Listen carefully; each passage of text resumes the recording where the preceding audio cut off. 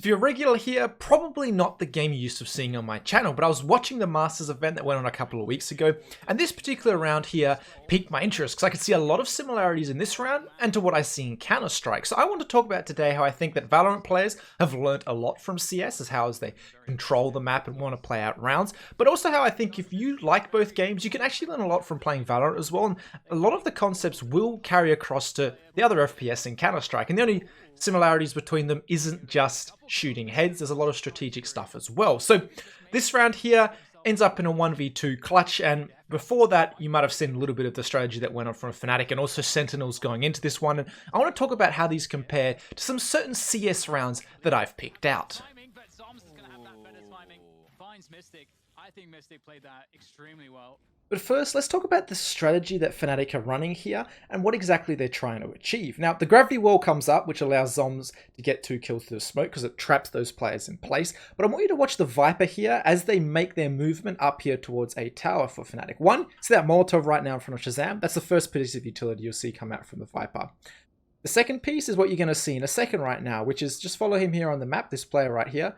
He's going to, one, stop right now. You're going to see his second Molotov used, put out here towards the CT position. He Molotovs that lands right here in front of Tens and Sick. And then we're going to see if I continue playing this play. He's going to put up the wall right here, and that wall's going to land across the map, which you're going to see go up right there in front of Tens. So essentially what he's done is he's put a wall up across this line, which is going to cut off the rotations both through here from the defenders and also through CT. And he's put a Molotov here early to limit the movement between this area of the map. And he's actually put a Molotov also here in front of Sick, which stops anyone coming through CT like a player like Sick would.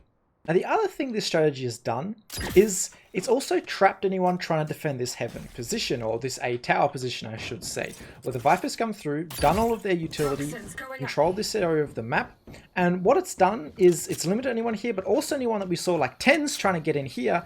He now has no help, which means anyone who was trying to defend this area of the map is now essentially stuck here. We saw Shazam get away because this snakebite had faded, which allowed him to get away. But if it wasn't for that gravity wall early on, Fnatic could have rushed up here and they probably catch Shazam before he's able to walk out here, and he managed to get to safety out here where no one could spot him. So they are trying to trap anyone in this position like Tens ended up being, and just get this flash to come through, pop right here, swarm onto them and try and get kills, where the only help that could really come would be anyone playing on the site back here who could potentially try and catch anyone crossing to try and get Tens in that corner, which is why I think we saw Tens hide here, because he knows it's the one position where if they try and swing on this, like we saw the Cypher do, he comes and swings up here. He's now exposing himself to anyone playing back down there. So decent movement by Tens to try and stay safe, but he was very isolated there and very trapped, which is why he did eventually end up going down.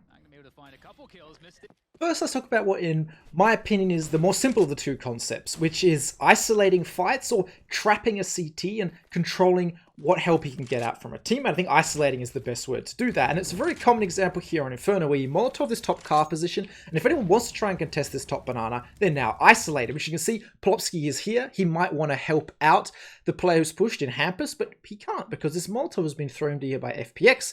They're going to get a flash around the corner, as you're going to see on Emmy's point of view. Flash around, bang, he comes around, and it's a free kill onto Hampus. Polopsky's too late. He can't do anything. The Molotov's now gone, but he now takes the fight there and he loses it to Farlig. So you can see a very simple example of isolating the fight, but you can see how it's similar to what Fnatic did to Tens in that Sentinels match playing Valorant. Now, what about the other idea we saw Fnatic use, which was isolating and stopping those CT rotations? Well, this is a really great example of it here with this particular round. The 3/4 smoke comes out from Bimus. Device is now cut off, forces him to move into library because he has to watch anyone potentially going through CT for some kind of B split. But look at how Mouse Sports decide to play this. Is eventually Frozen comes back as his smoke is fading, and he's going to put that Molotov onto library to do what he thinks is isolate that area of the map. We can see what Mouse Sports have done by doing this is they've forced Device to come back here and watch this CT position, but when he's done that, they know he's going to have to be in library. So when Bimus gets no contact here, they know they've cut off rotations here. They have Molotoved off this. So what they've done right now is isolate these two players on the site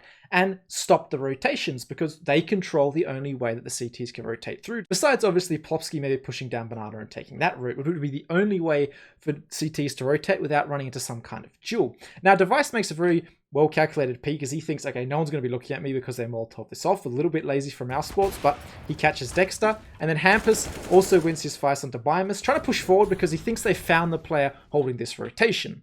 Now, Mouse Sports manages to win this. See that Molotov coming through on Rops's screen right now as he uses the distraction of that popping to know that he's not going to get fought from that area, jumps out, finds the player in small pit, and now there's a 1v1 because Nip can't rotate confidently even though they killed 2, and that's what ends up happening. And then once the smoke ends up coming out right there, is they're able to actually go onto the site and win this one out. 3v2, 3v1. And when you look at Hampus' point of view here, he doesn't know how many people are in this arch position, which is why you can see Molotovs, it runs all the way around. It has to be slow re-clearing this because they've cut off this rotation. Similar to what we would have seen if Sentinels didn't win all their fights. They would have actually had to come through slowly, clear all those different angles, and make sure Fnatic weren't holding things down if it wasn't for those 2 opening kills from Zombs. So you can see how these rounds kind of look similar to each other, and we can see these concepts showing in both these different games.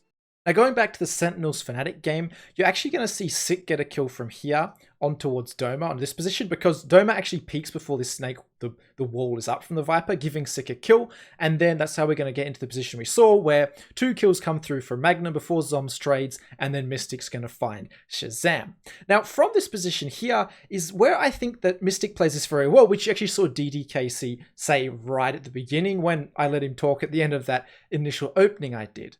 Now, I love the way that Mystic plays this. Is one, he slows this right down here, and he starts to make this very awkward from Sentinels because not speeding up and slowing this down and taking his sweet time means he could be in so many different positions now, and Fnatic either have to make a play or just hope that he doesn't go there and hope that they make the right guesses. It's also very scary for Sentinels because their 2 players are split up, so they can't play this as a 2v1, and you can see he's basically burnt 30 seconds of the clock, which by this time here, he could be anywhere on the map. He could have walked all the way through this way. He could have continued pushing, pushed like this potentially, which would have been a ballsy play, but one he could have made. He could have come through CT here, which as you can see is what Zombs is worried about. He can be in the position he actually is now, or I guess he could have potentially gone this way, but even then it would be a long trek to walk, and the Cypher probably would hear him. So you can see he's got a couple of different options, and with 2 players, they can't defend all of them, which is why Zombs has positioned himself here.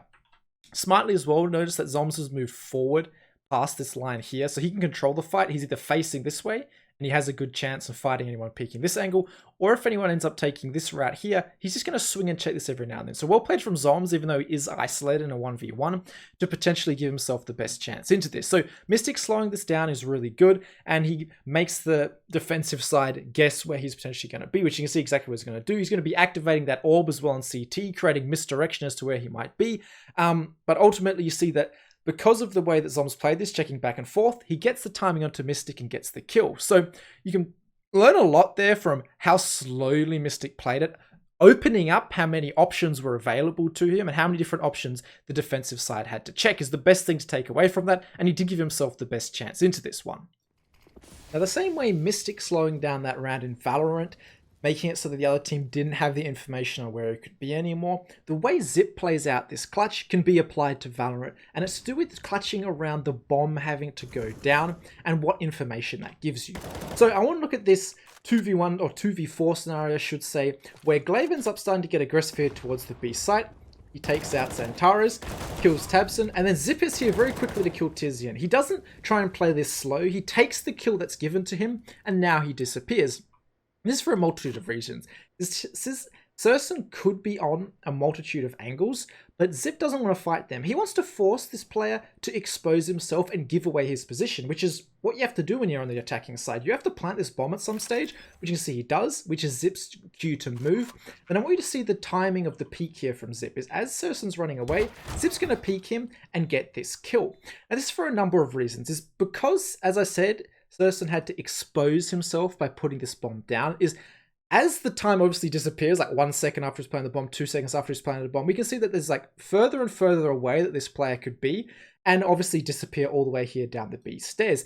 And what happens if Zip doesn't catch him? Well, the tables, it kind of flips, right? It flips over. Is now Zip has to clear out all these different angles as to where this Orba could be. If he doesn't find him quickly, say there's less time on the bomb, he now has to tap it, which tells the attacking player, oh, he's right there on the bomb. I have so many less angles I have to check. I just have to check on the bomb and near it within the time it takes me to peek.